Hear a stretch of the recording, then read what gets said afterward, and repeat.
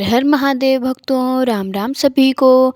मैं प्रार्थना करती हूँ कि भगवान शिव की कृपा आप सब पर बरसती रहे। भगवान की भक्ति की प्राप्ति के लिए भक्ति का प्रथम मार्ग है सरलता। एक आलसी लेकिन भोला भाला युवक था, आनंद। दिन भर कोई काम नहीं करता, बस खाता ही रहता और सोता रहता। घर वालों ने कहा, चलो जाओ निकलो घर से, कोई काम धाम करते नहीं हो, बस पड़े रहते हो। वह घर से निकलकर यूं ही भटकते हुए एक आश्रम पहुंचा। वहां उसने देखा कि एक गुरु जी हैं।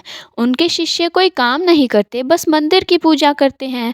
उसने मन में सोचा, यह बढ़िया है, कोई काम धाम नहीं, बस पूजा ही तो करनी है।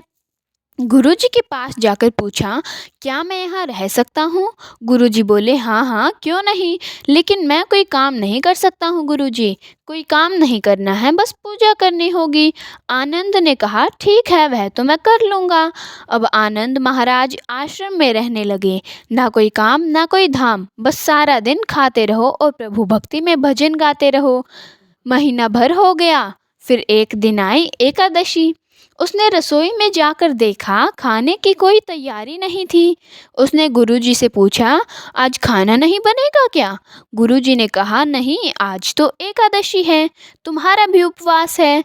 उसने कहा, नहीं, अगर हमने उपवास कर लिया तो कल का दिन ही नहीं देख पाएंगे हम नहीं कर सकते उपवास, हमें तो भूख लगती है।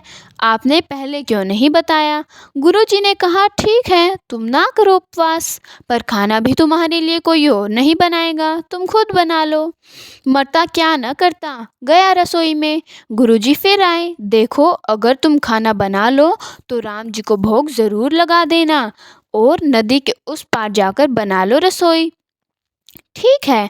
लकड़ी, आटा, तेल, घी, सब्जी लेकर आनंद महाराज चले गए। जैसा तैसा खाना भी बनाया। खाना लगा तो याद आया, गुरुजी ने कहा था कि राम जी को भोग लगाना है। वह भजन गाने लगा, आओ मेरे राम जी, आओ मेरे राम जी, आओ मेरे राम जी, आकर मेरे भोजन का भोग लगाओ मेरे राम जी। कोई ना आया तो बेचैन हो गया कि यहाँ तो भूख लग रही है और राम जी आ ही नहीं रहे। भोला मानस जानता नहीं था कि प्रभु साक्षात तो आएंगे नहीं, पर गुरु जी की बात माननी ज़रूरी है। फिर उसने कहा, देखो प्रभु राम जी, मैं समझ गया हूँ कि आप क्यों नहीं आ रहे हो। मैंने रूखा सूखा बनाया है और आपको तरमाल खाने की आदत है, इसलिए नहीं आ रहे हैं। तो सुनो प्रभु, आज वहाँ भी कुछ नहीं बना है, सबकी एकादशी है, खाना हो तो यह भोग ही खा लो। श्री राम अपने भक्त की सरलता पर बड़े मुस्कुराए और माता सीता के साथ प्रकट हो गए। भक्त असमंजस में गुरुजी ने कहा था कि राम जी आएंगे, पर यहाँ तो माता सीता भी आई हैं। मैंने तो भोजन बस 2 लोगों का बनाया है, चलो कोई बात नहीं, आज इन्हें ही खिला देते हैं। बोला, प्रभु मैं भूखा ही रह गया, लेकिन मुझे आप दोनों को देखकर बड़ा अच्छा लग रहा है।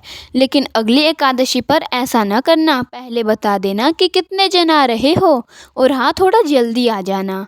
राम जी उसकी बात पर बड़े मुदित हुए, प्रसाद ग्रहण करके चले गए। अगली एकादशी तक यह भोला मानस सब भूल गया। उसे लगा प्रभु ऐसे ही आते होंगे और प्रसाद ग्रहण करके जाते होंगे।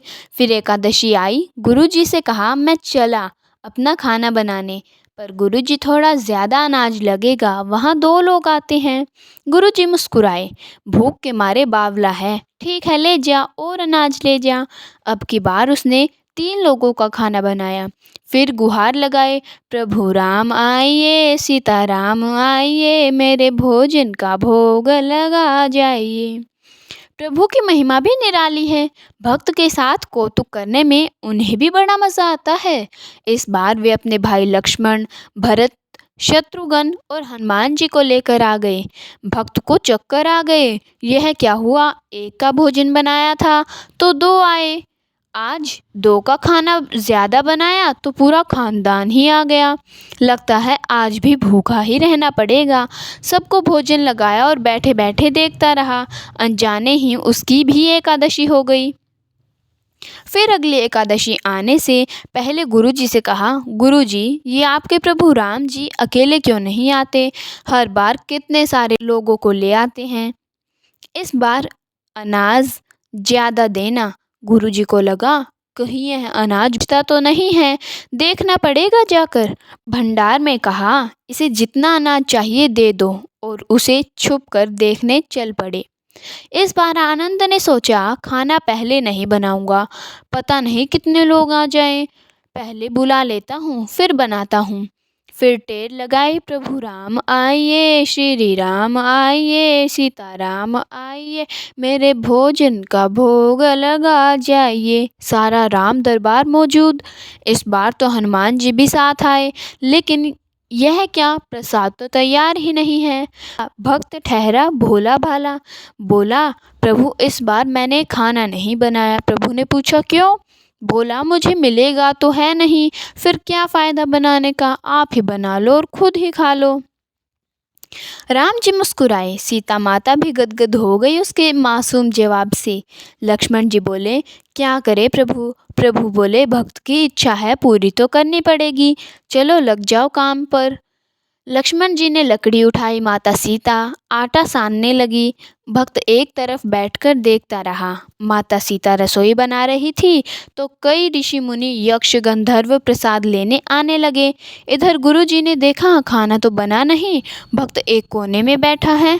पूछा, बेटा क्या बात है, खाना क्यों नहीं बनाया? बोला, अच्छा किया गुरुजी आप आ गए, देखिए कितने लोग आते हैं प्रभु के साथ। गुरुजी बोले, मुझे तो कुछ नहीं दिख रहा तुम्हारे और अनाज के सिवा।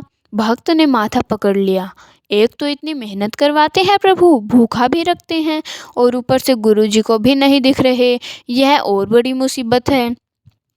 प्रभु से कहा, आप गुरुजी को क्यों नहीं दिख रहे?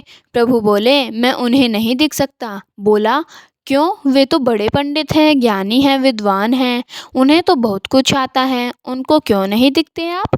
प्रभु बोले, माना उनको सब कुछ आता है, पर वे सरल नहीं हैं तुम्हारी तरह, इसलिए उनको नहीं दिख सकता। आनंद ने गुरुजी से कहा, गुरुजी प्रभु कह रहे हैं आप सरल नहीं हैं, इसलिए आपको नहीं दिखेंगे।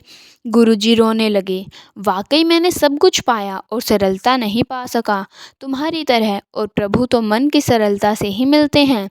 प्रभु प्रकट हो गए और गुरुजी को भी दर्शन दिए। इस तरह एक भक्त के कहने पर प्रभु ने रसोई भी बनाई।